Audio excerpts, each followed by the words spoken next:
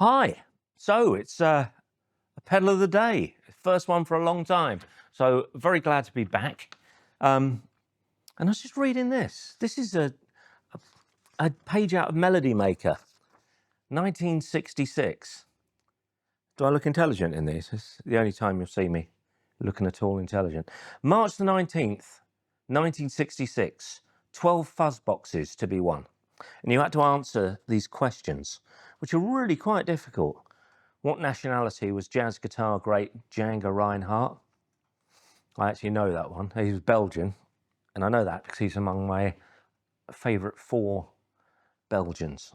So Hergé, who did all the Tintin stuff, Django Reinhardt, Jacques Brel, and James Ensor, the famous painter. Name 2 guitarists who worked regularly with the Oscar Peterson trio.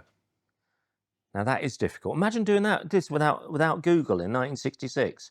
Which of PJ Proby's hit records featured fuzzbox guitar? And I know that one too because it was called Hold On, Hold Me, and it had this terrible fuzz sound in it.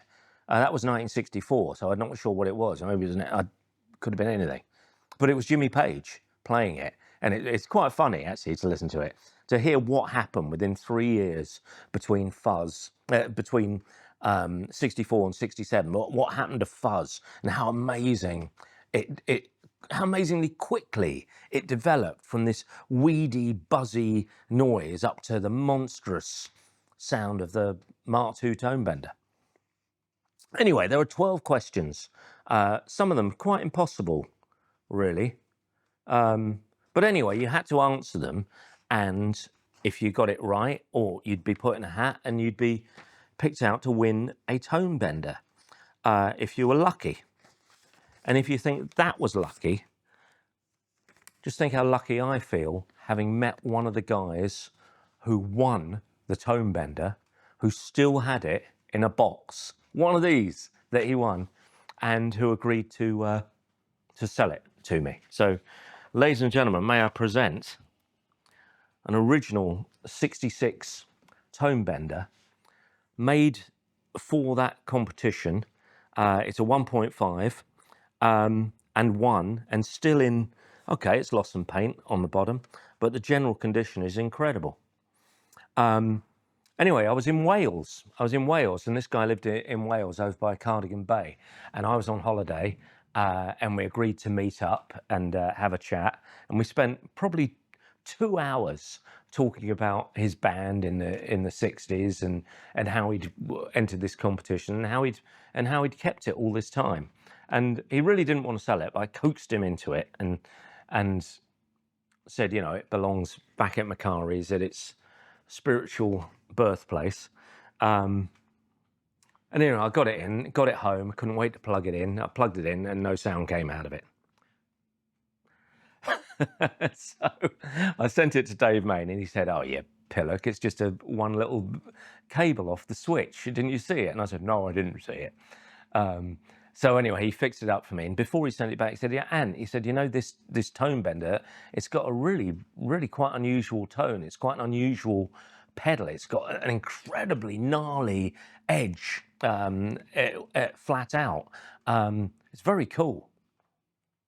So as it happened, we had a dozen 1.5 cases available, and Dave has made me a replica. Now, we've had them in the shop a little while, and I didn't tell anyone about them, but I've sold a few in the shop. So when people come in the shop, I can't resist rattling on, you know me. And I've sold a few through the shop, but I know there's at least 6 left on the shelf, and today I'm gonna show it to you.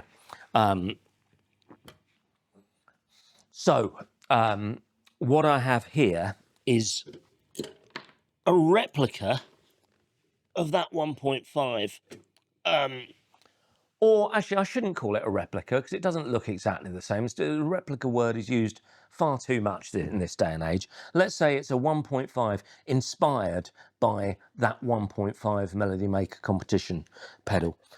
It's gorgeous. Obviously, it's our lovely die-cast case It's proper, you know.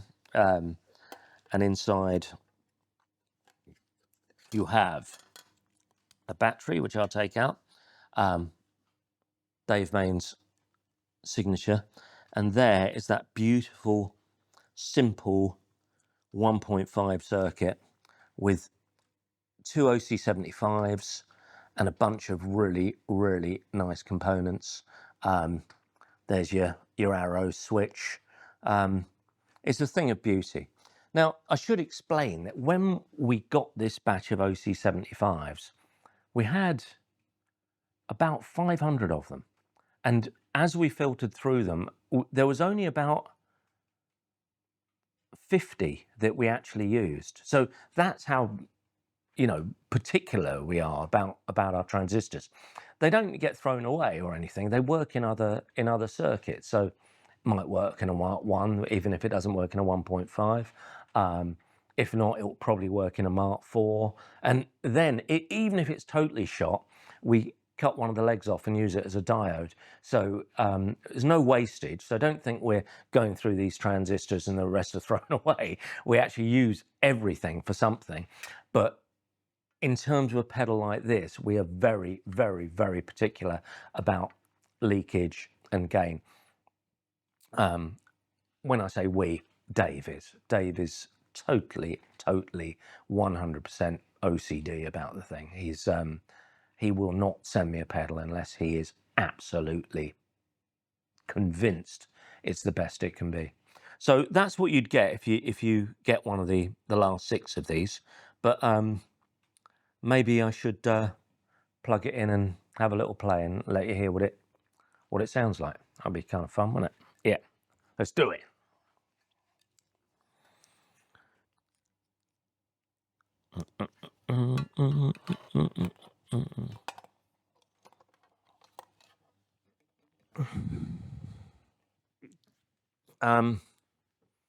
Yeah, so I think we should have a little play. So let's do it. So I'm going to use my Tele. All right, might stick a humbucker through it as well if we got time.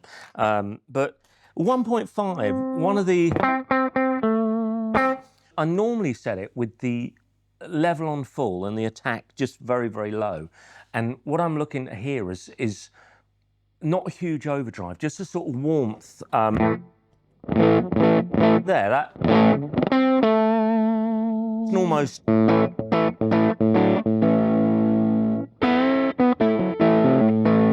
increase in bass and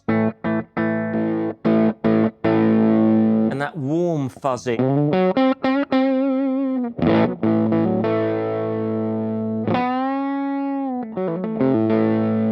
And that should clean up, yeah, to very quick, even on 8, super clean.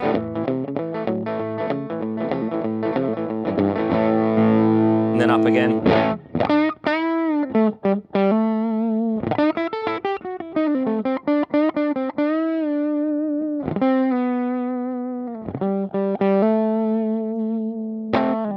And I think if the sound is that expressive when the attack is on 1, you know it's going to be a really good 1.5. So if I now push the attack up, I'm going to put it on full now.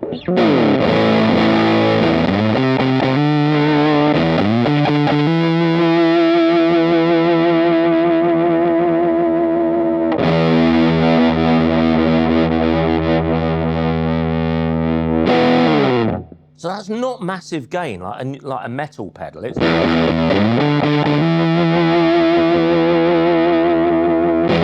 But you still get that wonderful harmonic rip.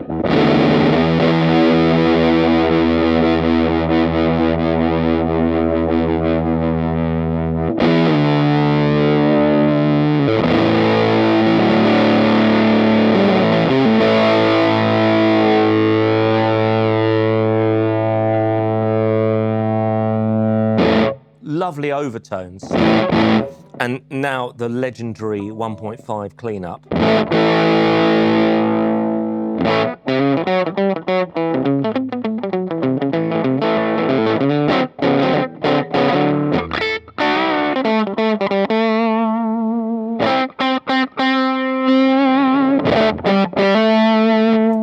literally, I'm moving from 8.5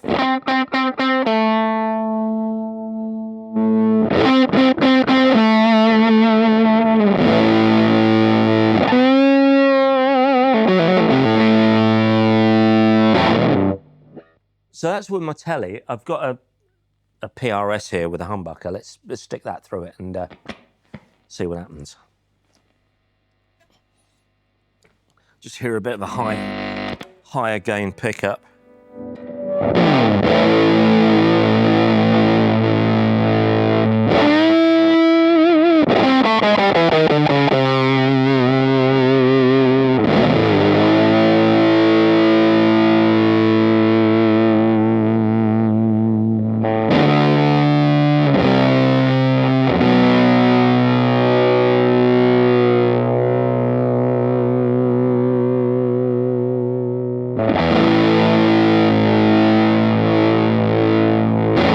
So we're definitely hearing that transparency that the OC75 gives you.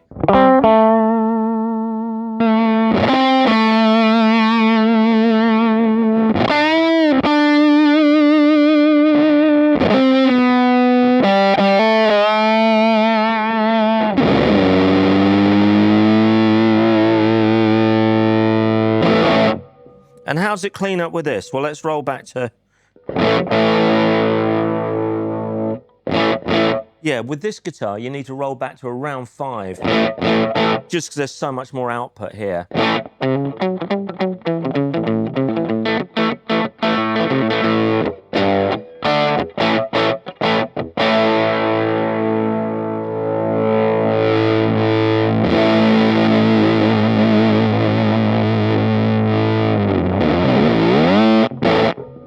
What fun.